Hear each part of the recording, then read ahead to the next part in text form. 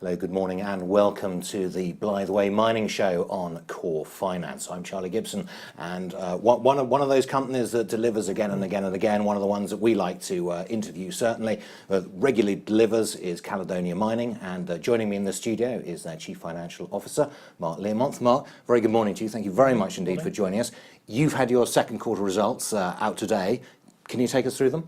Yeah, it's fair to say that quarter two was quite challenging from a production perspective, which flows through into the financials. There should be no surprise about those challenges, because we announced in mid-May that we were continuing with to face some logistical problems underground, which was impeding our ability to get sufficient tons at the right grade, and that manifested itself in quarter two, with production that was 12,500 ounces, pretty much what it was for the corresponding quarter of 2016, but a good deal less than we'd expected.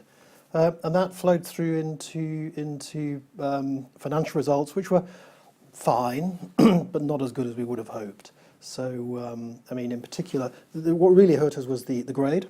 The grade in the quarter fell from what we were looking for, about 3.35 grams a tonne. It was less than 3.1 grams a tonne. So, as you'll understand, that means that every tonne of stuff you're moving, you know, it still costs the same to move that tonne, but it's got less gold in it. And typically also, as the grade goes down, the recoveries go down, which again helps to, is a headwind on the cost per ounce. So that did affect the financial performance in quarter two. It was still robust in terms of cash generation. We made $4.7 million of operating cash flow in the quarter. We spent about 4.2 in the ongoing investment of Blanket Mine, but below the gross profit, we've managed to reduce our G&A bill. We brought that down quite significantly, and we expect that to sort of stabilise where it is at the moment. And also, it's worth noting that the comparative period, quarter two of 2016, was actually artificially boosted by the proceeds of selling some government bonds. So that's not really the best comparative we could have. And then I think the other thing that really affected quarter two's earnings was some share-based payments. It was about $1 million on share-based payments, which no doubt we can go into a bit later.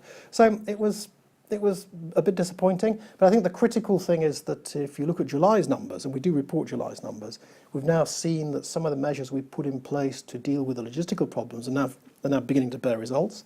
So production in July was about 4,600 ounces of gold, which, as we always know, as the production goes up, our cost per ounce comes down, our cash per ounce gets boosted, and so we seem to be now getting through the hiatus that we've had certainly with the first half of the year. So I'm optimistic for the second half of the year, and you know, you've spoken about our production guidance, 52 to I think 56, 57,000 ounces. Yeah, we'd hope to be sort of towards the top half of that for the full year.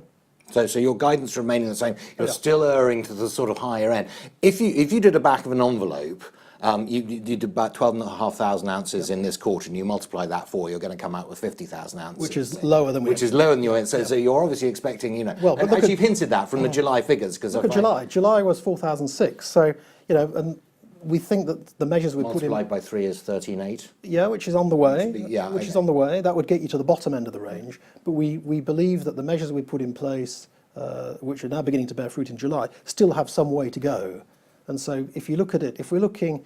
So you're slightly hinting that the third quarter might be better than 13. Do more than hinting. Fourth quarter would be better again. If we've got to achieve our guidance of sort of the mid-range, 55, you know, we have to be producing about 30,000 ounces in the second half of the year compared to 25 in the first half. We have to, and I'm comfortable that we'll do that. We will look forward to that very much. Just explain, because you were explaining about the logistical handling, and most people, when they think about logistical handling, they think, well, that's all about how you get rock from one place to another, and they don't typically see the link with grade. But this is a case of development versus production. It is. So the mine currently hoists about 1,600 tons a day of ore.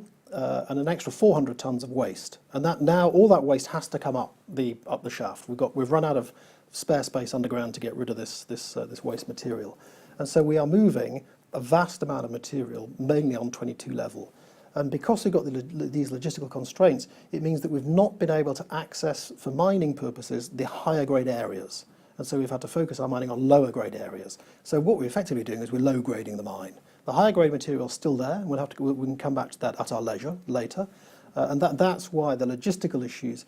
Okay, the tonnage that we moved in the quarter was a little bit less than we'd expected, but it was the grade that really had the big effect. The fact that we were having to focus our mining on lower grade areas. And traditionally, the mining operations at Blanket have always been a blending operation, taking a bit of the lower grade stuff, a bit of the high grade stuff, and mixing it into something that worked for us.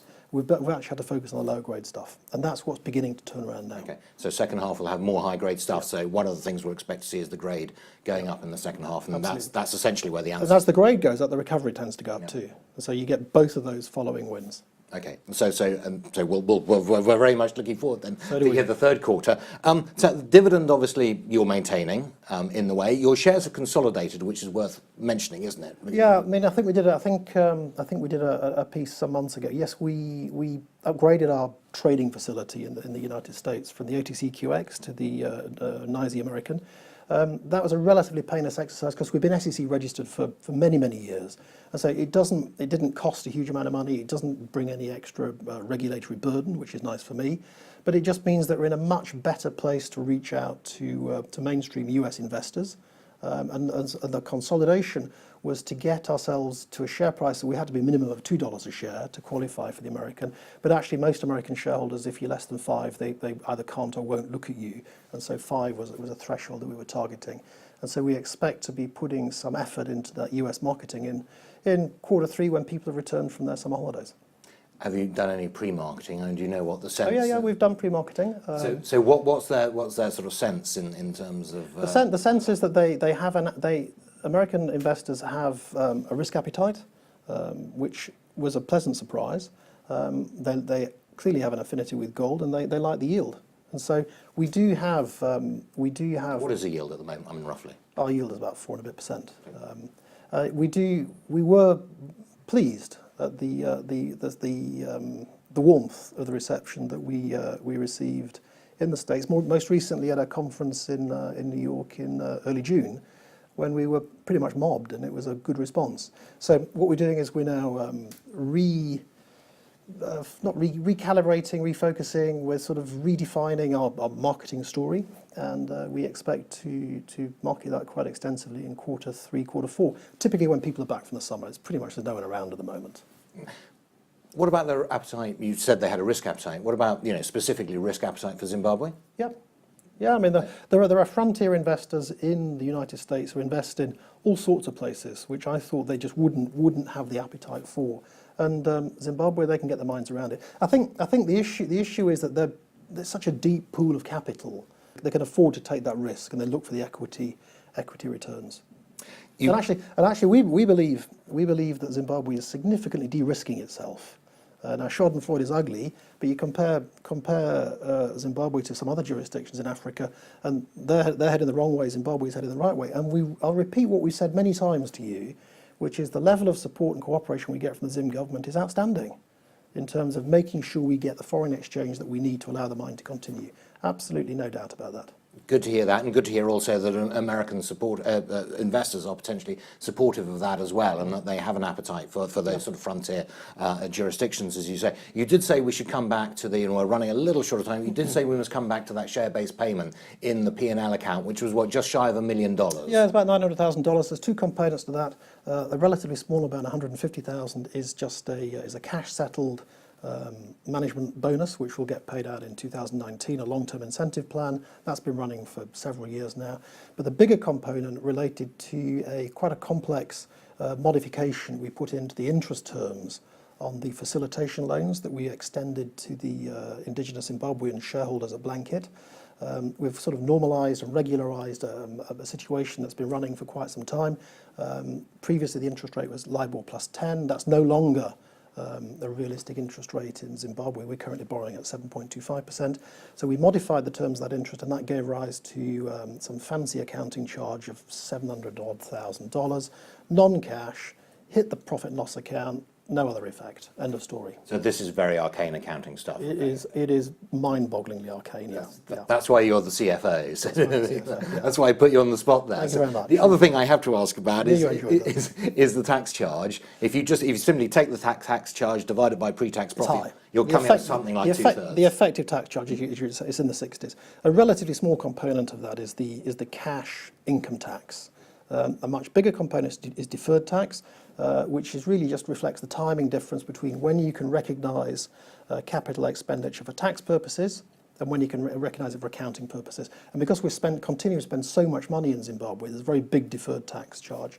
And then the other thing is a significant withholding tax charge. As we move money out of Zimbabwe through management fees, that incurs a withholding tax charge, which is completely unrelated to the profitability of the business. And so as the profits are adversely affected by some funny accounting charges like the LTIP thing, that means that the overall tax charge looks quite high. The cash tax burden actually hasn't increased at all. We've run out of time, but the bigger picture is, of course, Central Shaft is still continuing, and the target is still there for 80,000 ounces Absolutely. in 2021. Central Shaft is storming ahead. I was at the mine about 3 weeks ago, and the progress we've made is absolutely outstanding. So we've got this huge hole in the ground, massive winders. This baby's coming, and it's going to be great. Excellent. Well, we will look forward to seeing you. But first of all, for the short term, we're looking forward to seeing you for the third quarter, and then also for the longer term as well. So, Mark, thank you very much indeed. Ladies and gentlemen, that was Mark Learmonth, the Chief Financial Officer of Caledonia Mining. I'm afraid, as I say, that's all we've got time for, but we'll be bringing you another such story in a week's time. You've been watching the Blythe Way Mining Show on Core Finance. I'm Charlie Gibson. Until then, you have a capital day.